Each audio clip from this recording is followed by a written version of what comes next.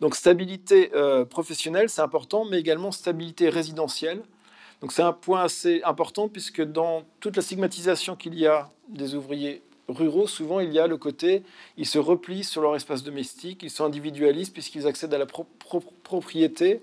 Donc il y aurait un repli sur eux-mêmes en accédant à la propriété dans ces espaces, alors que très et clairement, ce que j'observe, et c'est assez classique, c'est l'inverse. C'est-à-dire que la stabilité résidentielle, donc le fait d'avoir une maison, d'accéder à la propriété, ça permet un ancrage dans ces fractions hautes stables des classes populaires, et donc ça renforce leur engagement.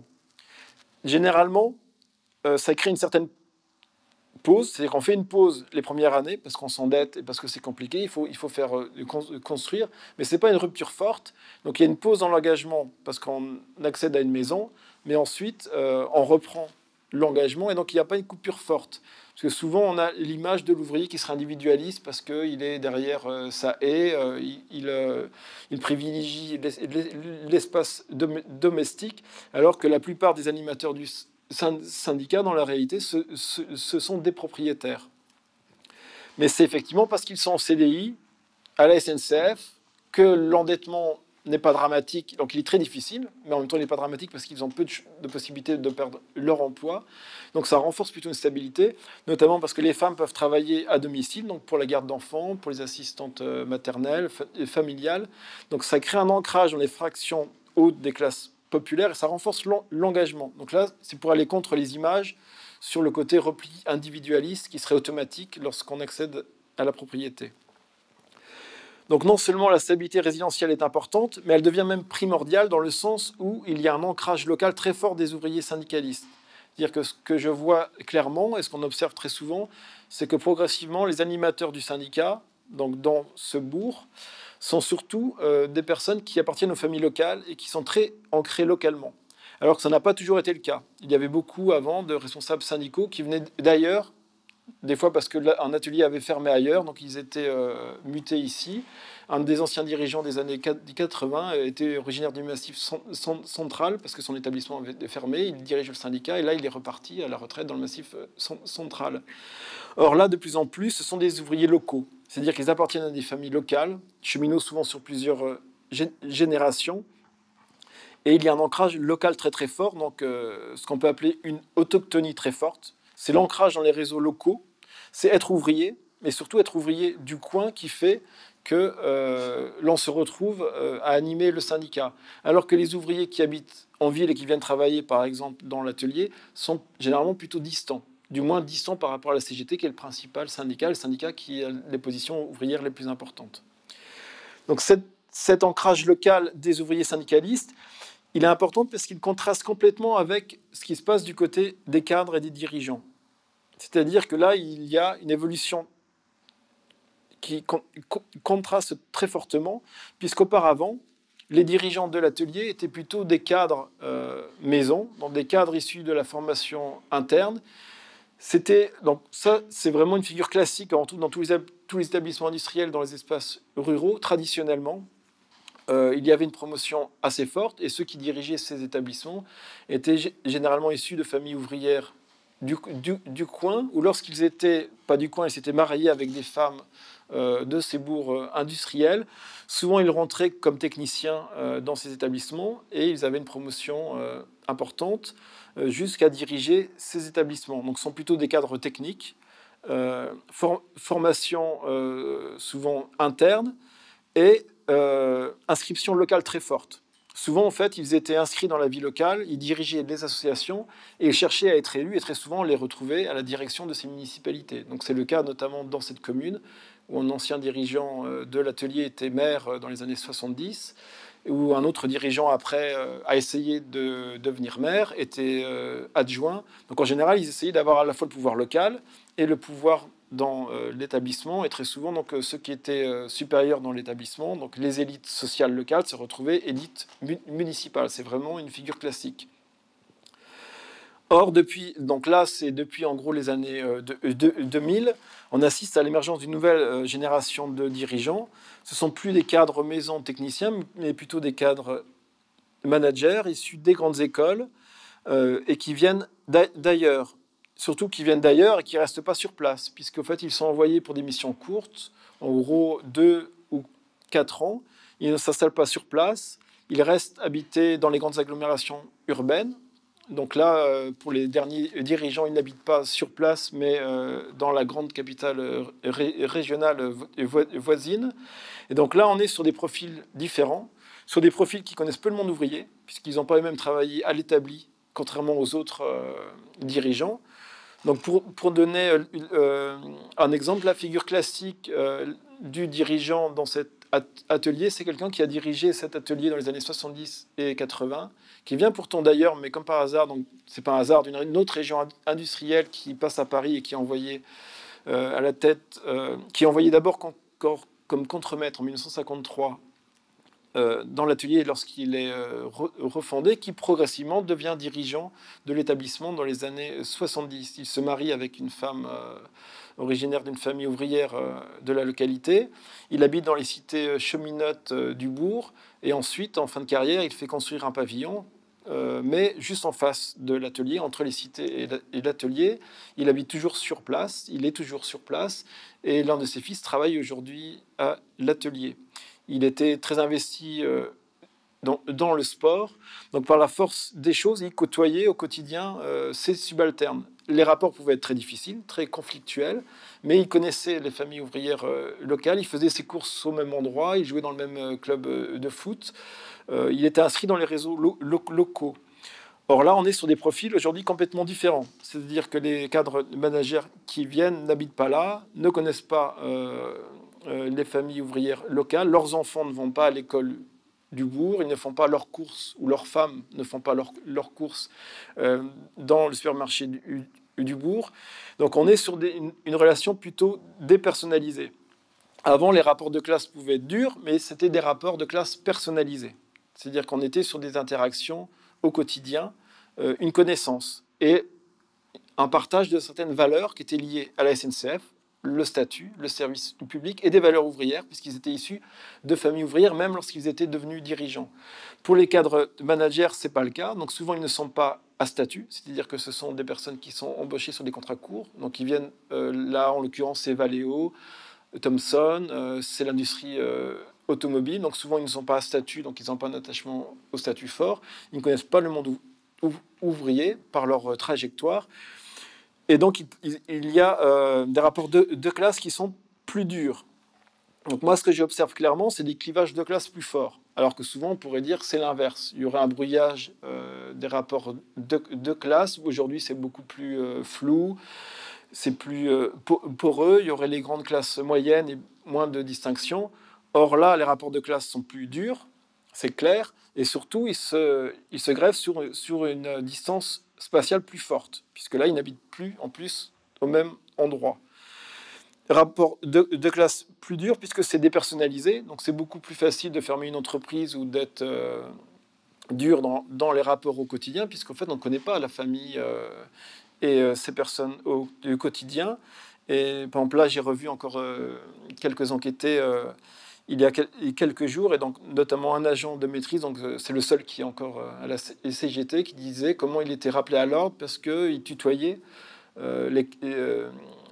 ses subalternes, donc les ouvriers. Donc lui, il les connaît depuis toujours, vu qu'il habite ici. Or, la chef, la nouvelle chef, donc on parle maintenant de dirigeants de proximité, donc c'est les DPX. Il a dit, vous faites ce que vous voulez hors de l'atelier, mais si on est dans l'établissement, il faut vous voyez. Donc il y a vraiment une coupure et des rapports froids qui sont que sur des rapports liés au travail. Donc il y a le travail et le reste, alors qu'en réalité, dans le monde ouvrier, tout est vraiment mélangé. Donc rapport de classe plus dur, et ça se traduit par le fait que maintenant, il est quasiment impossible d'être cadre et à la CGT. Donc là, je vous ai dit, il ne reste plus qu'un agent de maîtrise, donc il n'est pas cadre, qui reste à la CGT. Comme par hasard, c'est quelqu'un qui est issu d'une famille du coin, qui est cheminote sur plusieurs générations. Donc c'est le seul agent de maîtrise que l'on retrouve à la CGT, alors qu'auparavant, jusque dans les années 90, début années 2000, les cadres étaient présents à la CGT. Donc souvent, c'était d'anciens ouvriers qui avaient des promotions importantes, mais c'était vraiment pas antinomique. Et même à l'inverse, donc moi ce que j'observe très clairement et dans d'autres travaux également, ceux qui dirigent la CGT dans les entreprises, souvent ce ne sont pas les ouvriers de base, entre guillemets, mais des ouvriers très qualifiés, voire des techniciens, voire des ouvriers devenus cadres. Et là, dans cet atelier, par exemple, l'ancien responsable du magasin, donc, qui était arrivé à la catégorie cadre en fin de carrière, dirigeait le syndicat. Et donc très souvent, c'était une élite ouvrière qui se retrouvait à diriger le syndicat. Donc être cadre auparavant et être à la CGT, ce n'était pas forcément antinomique. Aujourd'hui, c'est impossible. C'est beaucoup plus difficile. Aujourd'hui, parce que ces cadres ont des trajectoires qui rendent ça impossible. Et un peu avant, donc dans l'ouvrage, je parle de deux cadres, deux responsables des ressources humaines dans les années, début années 2000 et fin des années 90, qui sont d'anciens dirigeants de la CGT, secrétaires du syndicat de la CGT de l'atelier, qui deviennent cadres. Et le fait d'occuper cette position les met en porte-à-faux complet avec le syndicat. Alors qu'avant, c'était possible, au prix de certains arrangements. C'est impossible, ça fait qu'ils démissionnent du syndicat et ils ne peuvent plus être à la fois la CGT et être cadres, puisqu'ils doivent être cadres managers, gérer le personnel. Et notamment donc, depuis les grandes grèves de 1995, il y a vraiment une formation anti-syndicale pour les cadres et un travail de répression syndicale forte. Alors qu'auparavant, on était plutôt sur la gestion de ressources humaines au sens classique, où c'était possible. C'était des compétences liées au dossier, à la main-d'œuvre. Alors que là, il faut vraiment avoir une attitude anti-syndicale pour pouvoir bien faire son boulot de cadre. Ça fait que ça rend impossible le fait d'être cadre et à la CGT. Et donc, pour les nouvelles générations, la question ne se pose même plus parce que, de par leur trajectoire, ils viennent en généralement pas du monde syndical. Donc, clivage de classe plus prononcé et les ouvriers syndicalistes se retrouvent plutôt face à des cadres managers et de moins en moins face à des cadres techniciens avec lesquels ils pouvaient partager des compétences. Donc, sous les tours de main, une connivence. Donc, il y a tout le système des perruques aussi, où on pouvait travailler pour soi dans l'atelier où on fabriquait différents appareils. Donc c'était aussi dans le cadre d'une alliance avec certains cadres où on se retrouvait. Or là, ce sont de plus en plus deux milieux très différents. Donc une évolution du profil des cadres et en parallèle une évolution du profil des syndicalistes qui lui aussi s'est modifié, puisque de manière traditionnelle, jusqu'à une date récente, ceux qui devenaient dirigeants du syndicat, donc les animateurs du syndicat, les militants, de manière très classique, ils avaient adhéré au syndicat lorsqu'ils étaient embauchés, donc très jeunes. Ils avaient autour d'une vingtaine d'années. Après l'année de commissionnement ou après la sortie de l'apprentissage, ils adhéraient au syndicat. Et donc c'est très clair dans les entretiens. Ce qui apparaît le plus, c'est la transmission des valeurs familiales. On connaissait le syndicat dans la famille.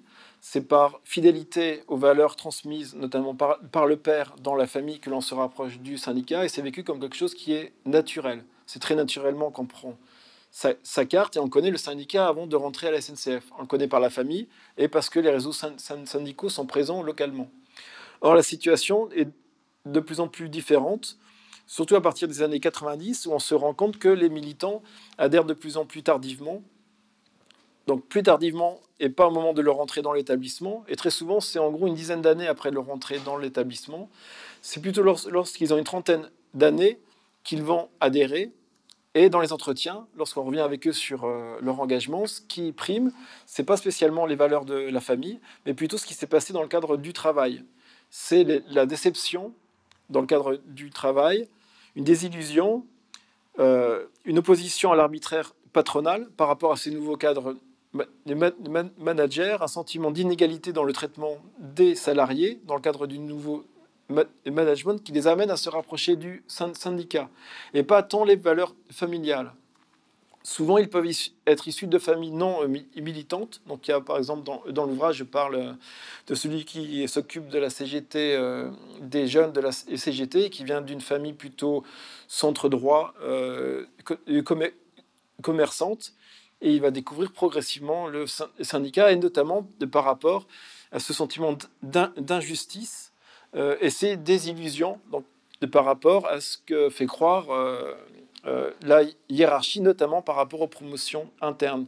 Puisque ces 10 années, c'est aussi les 10 années où on se rend compte que les stratégies individuelles pour la promotion payent peu, qu'il y a quelques élus qui sont sélectionnés, mais que la question du rapport de force collectif, à terme, et structurellement, est beaucoup plus important. Donc souvent, on peut venir au syndicat parce qu'on a besoin d'aide juridique par rapport à sa situation personnelle. Et donc, c'est ensuite qu'il y a tout un travail qui se fait. Donc, c'est vraiment, moi, ce qui m'a intéressé dans mon travail sur le terrain, c'est d'observer comment, progressivement, ces salariés qui rentrent dans le syndicat se transforment. Donc, il y a une socialisation syndicale, puisqu'ils peuvent venir sur des motifs très individuels par rapport à leur situation. Et progressivement, ils vont trouver des ressources dans le syndicat. Il va y avoir une politisation et ils vont progressivement devenir syndicalistes. Donc c'est le parallèle que je faisais. Donc auparavant, moi j'ai travaillé sur les militants du communisme et c'était la même question. C'est on ne naît pas communiste, on le devient progressivement. Comment on peut devenir communiste lors de réunions, lors de stages de formation, lors de discussions. Donc là, c'est la même chose. On n'est pas militant CGT comme ça. On le devient progressivement dans le cadre de rencontres, de réunions. Pour certains, ça ne fonctionne pas. Donc, de voir comment on se transforme et de voir donc, notamment comment le syndicat devient un espace de défense de la dignité professionnelle. Je pense que c'est vraiment ça l'élément central, c'est qu'il devient un espace de défense de la dignité professionnelle qui est mise à mal par la politique de management qui est appliquée à la SNCF comme dans d'autres entreprises publiques, donc comme à France Télécom, comme à la Poste. On ne se retrouve plus dans le travail qu'on fait, sur la qualité du travail, sur la question du service du public. Et donc, on va cultiver un esprit cheminot dans le cadre du syndicat. Et donc, il va y avoir des valeurs liées au monde cheminot qui sont diffusées par le syndicat. Et on va découvrir tout un ensemble de thématiques d'engagement qui n'étaient pas spécialement connues auparavant. Donc il y a notamment ce que j'évoque sur le sexisme, sur le racisme, qui sont des valeurs qui progressivement sont importantes. Et donc les questions de solidarité, donc, notamment vis-à-vis de ceux qui ne sont pas à statut, sur les intérimaires. Et on va dépasser les revendications liées donc à des questions catégorielles, d'intérêt professionnel. Et on va aller plutôt vers donc, des ressources collectives et donc vers une politisation à gauche. Des cheminots qui auraient pu avoir un vote Front National ou des sympathies Front National auparavant, notamment lorsqu'ils étaient dans le privé. Là, dans le cadre de leur travail à la SNCF et dans le cadre de leur engagement dans le syndicat, on voit qu'il y a une transformation de leur représentation et notamment tout un travail qui se fait sur les causes sociales de leur situation. Donc ça, c'est important puisque souvent, lorsqu'on parle de conscience ouvrière ou de conscience de classe aujourd'hui, on met l'accent, donc, comme l'a fait le sociologue Olivier Schwartz, sur une conscience ternaire, dans le sens où de plus en plus, c'est pas l'opposition des petits contre les gros, donc comme auparavant où on opposait les ouvriers et les bourgeois, les ouvriers et les patrons, et de plus en plus dans la configuration actuelle, il y a une conscience ternaire, donc en trois parties, puisqu'il va y avoir un travail d'opposition, pas simplement contre les gros, mais de plus en plus contre les plus petits, donc ceux que l'on estime privilégiés, donc les immigrés, les assistés, ceux qui sont payés à rien faire. Et donc ça, c'est très fort dans le vote Front National, où on va plutôt taper sur les petits et sur des figures largement imaginaires. Or là, dans le cadre de cet engagement syndical, il va y avoir un travail par rapport à ça, autour de la solidarité des classes populaires face aux classes dominantes. Il va y avoir une politisation sur les causes de la situation de chacun, donc sur la question des rapports de classe, de la politique industrielle, de l'inégalité salariale et de l'intérêt d'avoir un rapport de force collective. Donc il y a très clairement un travail politique qui se fait contre cette conscience ternaire qui peut être émergée aujourd'hui à cause des médias et du discours du Front National, qui est souvent donc, largement imaginaire. Et donc là, cette conscience ternaire, elle est plus tenable et elle est plus notamment légitime. Donc là, je l'évoque dans l'ouvrage, où certains peuvent avoir des sympathies Front National. Or, c'est pas légitime. Et c'est pas légitime, y compris dans ce petit syndicat d'un petit bourg qui n'est pas vraiment central. Donc, on pourrait penser que dans ces espaces, ça serait plus compliqué pour qu'il y ait un contrôle contre des militants qui pourraient avoir des sympathies Front National. Alors, ce que j'observe clairement, c'est que ces militants ruraux locaux, ils vont plus loin que ce qu'ils devraient faire officiellement. C'est que donc, dans l'ouvrage, je reviens sur la discussion qui se fait notamment lors d'une réunion où, donc à chaque réunion du syndicat, vous avez un représentant de l'échelon supérieur, donc un représentant de la direction régionale de la fédération cheminote, donc pour suivre les débats et pour voir que pour rendre compte de ce qui s'y passe et pour voir si la ligne de la CGT est bien appliquée localement et comment elle est appliquée pour recadrer et politiser. Tout le travail de politisation que j'évoque, souvent, il se fait dans ce cadre-là.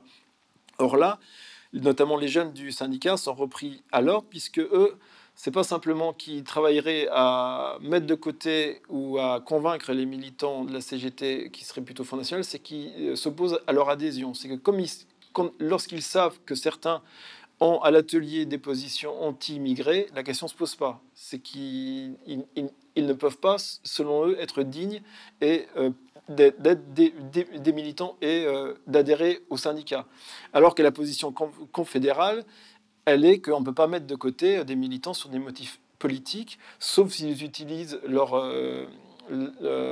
label syndical publiquement dans la sphère notamment communale en faisant du prosélytisme pour une organisation politique et notamment pour une organisation politique qui est contraire aux valeurs de la CGT. Or là, c'est eux, comme ils connaissent bien par l'ancrage local et dans l'établissement, ils connaissent les positions et les opinions de chacun, ils font une barrière.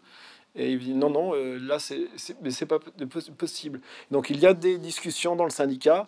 C'est notamment aussi une jeune militante qui est très peu politisée par sa famille, qui découvre la CGT, parce qu'elle, donc c'est pareil, elle a des problèmes étant enceinte de discrimination dans l'atelier. Donc, elle se rapproche du syndicat qui lui fournit une aide juridique. Elle me dit vraiment clairement que l'idéologie CGT, elle ne connaît pas. Donc moi je la vois sur le terrain progressivement devenir militante. Ça reste une militante de base. Et en même temps, aux réunions, quand elle prend la parole, elle dit qu'un tel ne devrait pas être délégué du personnel, puisque ses positions contre le mariage pour tous, ses positions qu'elle estime homophobes, sont contraires, selon elle, aux valeurs de la CGT.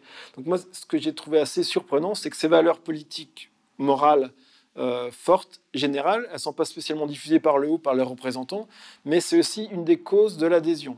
Et pour les jeunes militants qui s'occupent des jeunes de la CGT, une de ses motivations de son engagement, c'est l'antiracisme. Il est sensibilisé à l'antiracisme par des groupes de musique.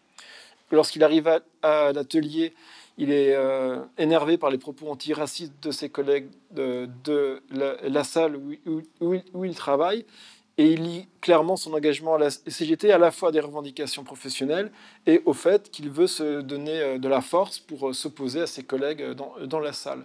Donc le sexisme ou l'antiracisme, c'est aussi un des motifs pour ces jeunes de rejoindre ce syndicat. Et donc ça, moi, je peux l'observer parce que lorsque je suis sur le terrain, c'est essentiellement lors des réunions donc, de la commission exécutive du syndicat. Donc il y a eu une discussion donc, avec les représentants du syndicat pour que je puisse suivre ces réunions donc, durant 5 années. Donc en gros, c'est de 2007 à 2012. Et lorsque je viens sur le terrain, c'est un responsable du syndicat donc, qui est le personnage principal dans l'ouvrage, et progressivement, il laisse la main à un autre responsable. Donc moi, je peux enregistrer les réunions du syndicat, y compris donc, lorsqu'il y a un nouveau responsable. Et donc je mets l'accent sur ce qui se passe dans ces réunions. Donc je voudrais lister quelques points qui sont importants à mon sens. C'est d'abord que dans ces réunions se rejoue une solidarité cheminote qui existe de moins en moins dans l'établissement, puisque à la SNCF, comme dans les autres entreprises, il y a une stratégie pour diviser les collectifs de travail et pour faire en sorte qu'il y ait de moins en moins un esprit de corps autour du statut et du service public. Donc c'est le fait notamment qu'il y a une distinction entre ceux qui sont agents sur les quais, agents dans les guichets, agents dans l'atelier, donc ils sont dans des structures différentes. Bon, maintenant, dans les gares, quelqu'un qui est au guichet n'a plus d'interaction avec celui qui travaille sur les voies, alors qu'avant c'était beaucoup plus poreux. Donc vous avez tout un ensemble de structures qui divisent. Or, le syndicat, là, en l'occurrence, et très souvent, donc c'est un syndicat de site qui rassemble tous les cheminots de la région. Donc, en fait, tous les cheminots de cette zone rurale se retrouvent dans ce syndicat et donc dans cette réunion. Donc, vous avez à la fois des femmes qui travaillent dans les guichets, des travailleurs qui travaillent dans des conditions difficiles sur les voies, et ces ouvriers qui travaillent dans l'établissement. Et donc, c'est important puisqu'ils échangent beaucoup d'informations et ils permettent une continuation d'un esprit cheminot que l'on n'en retrouve plus dans l'établissement. Donc, il y a des rencontres entre des ouvriers qui sont permises par les syndicats contre toutes les stratégies de division. Et aussi des rencontres intergénérationnelles, dans le sens où, dans ce syndicat, et donc, comme dans la plupart des grands syndicats, donc c'est la même chose pour EDF, GDF notamment, vous avez des représentants des retraités qui sont membres de la commission exécutive. Et leur rôle est très important. C'est notamment un rôle de transmission de valeurs militantes. Et là, c'est pareil, ça s'oppose à toute la division qui est faite dans la hiérarchie de l'entreprise. Vous avez une division forte entre grades, et souvent, ça se joue sur des divisions générationnelles. Et là, dans ce syndicat, il y a le représentant des retraités qui a un rôle important, et notamment un rôle important auprès du jeune militant qui s'occupe de la CGT Jeune, où il se retrouve sur l'antiracisme et sur la politisation. Mais sur une politisation qui n'est pas liée spécialement à une organisation. Pour le jeune, il n'est pas membre d'une organisation. Mais donc pour celui qui est retraité, c'est un militant de la CFDT dans les années 70, sur des motifs autogestionnaires. Donc il se disait, en entretien, il parle plutôt de valeurs gauchistes, c'est-à-dire qu'il était plutôt gauchiste, anti-stalinien dans les années 70. Et comme beaucoup de militants cheminots de la CFDT, il rejoint la CGT. Donc lui, en l'occurrence, c'est dès les années 90. Il y en a plusieurs qui sont venus après, dans les années 2000. Et sa politisation à lui, elle s'est faite dans des années de très forte mobilisation, donc dans les années 68, et il permet clairement la transmission de valeurs acquises dans ces années-là aux jeunes militants, alors que les militants actifs, donc notamment le secrétaire du syndicat, lui, il a une politisation qui remonte plutôt aux années 80 et 90, qui est une période plutôt de dépolitisation, où il n'y a pas ces valeurs autour de l'autogestion, de l'antiracisme. Et donc là, il y a un rôle très très important qui se fait grâce aux retraités. Donc intergénérationnel, différents types de métiers, différents grades, et surtout, donc moi ce que je trouve le plus important, on y reviendra à la fin, la question des rencontres malgré la hiérarchie scolaire. Donc pour moi c'est essentiel, c'est que partout dans la vie sociale et dans n'importe quelle organisation, vous avez une hiérarchie qui est une hiérarchie liée au capital scolaire, au capital culturel, dans le sens où tout simplement les plus diplômés dominent en les positions de pouvoir, que ce soit dans la municipalité, on le verra, dans l'entreprise où les chefs de l'établissement sont issus des grandes écoles, que ce soit dans n'importe quelle association où très simplement les plus diplômés se retrouvent à animer les associations. Donc ça, c'est vraiment très clair. Tous les enquêtes de sociologie le montrent. Donc c'est la même chose pour les représentants politiques. Vous avez des processus sociaux très naturels qui font qu'il y a une reproduction des rapports de domination dans n'importe quelle organisation, et ceux qui ont le plus de capitaux scolaires se retrouvent à diriger les organisations. Or là, ça ne fonctionne pas, ou très très peu. Et c'est très important, puisque je pense que c'est un des rares cadres, et sûrement, à mon sens, je pense aujourd'hui, le seul cadre où ça fonctionne peu.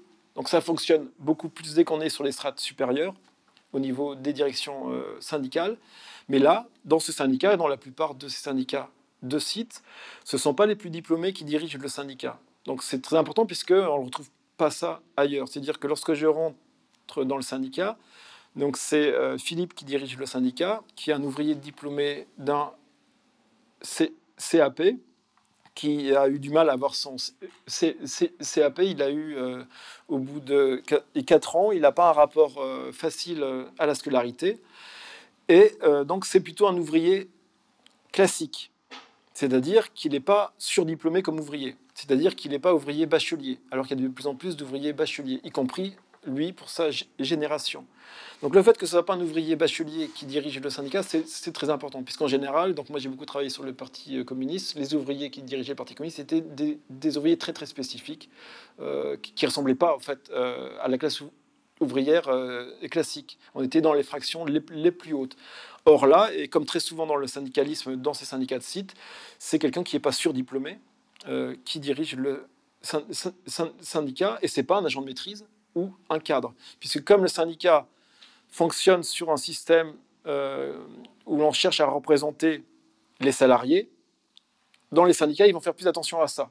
Ailleurs, dans le monde classique, on ne fait pas attention à ça parce qu'il n'y a pas la question du salarié. On va dire bah, c'est le plus compétent, ou celui qu'on estime le plus compétent. Or là, dans les entreprises, dans la plupart des cas, c'est comme ça. Le collège exécution est toujours le collège où il y a le plus de salariés. Or, le collège exécution, donc c'est ouvrier ou employé pour faire simple. Donc on a ce type d'ouvrier. Donc le secrétaire du syndicat, en général, c'est quelqu'un qui vient du collège exécution et pas du collège maîtrise et cadre. Donc Philippe laisse la place, lorsque je suis sur le terrain, donc en 2009, à Nicolas, qui lui également est diplômé du CAP, alors qu'il y a également donc, des ouvriers bacheliers comme ailleurs. Donc là aussi, donc c'est pas un ouvrier surdiplômé qui devient secrétaire du syndicat. Donc il y a tout un travail qui n'est pas un travail explicite. On ne dit pas on met de côté spécialement ceux qui sont les plus diplômés, mais il y a un travail sur le collectif, essayer de représenter le collectif et de mettre l'accent sur les ressources collectives. C'est-à-dire que c'est les ressources collectives qui priment et pas les ressources individuelles, scolaires ou professionnelles. C'est la capacité à rendre compte de ce que l'on fait, à prendre en compte le point de vue commun. Donc ce sont des valeurs plutôt syndicales. Et donc dans le syndicat, il n'y a pas la reproduction de rapports de domination qu'il y a dans l'entreprise. Donc on le verra à la fin, dès qu'on monte dans les échelons supérieurs, c'est beaucoup plus compliqué. Et là, par exemple, pour la fédération cheminote de la CGT, pour la première fois, c'est quelqu'un qui n'est pas ouvrier, qui est secrétaire de la fédération. Donc c'est pas un hasard. Plus on monte au niveau supérieur, plus le processus de domination est quand même fort. Mais là, à ce niveau-là, qui est un niveau quand même assez important, puisque Philippe est permanent, et généralement, donc, ces secrétaires, on va le voir, ils deviennent permanents. Or, donc, ce sont des ouvriers qui deviennent responsables et permanents.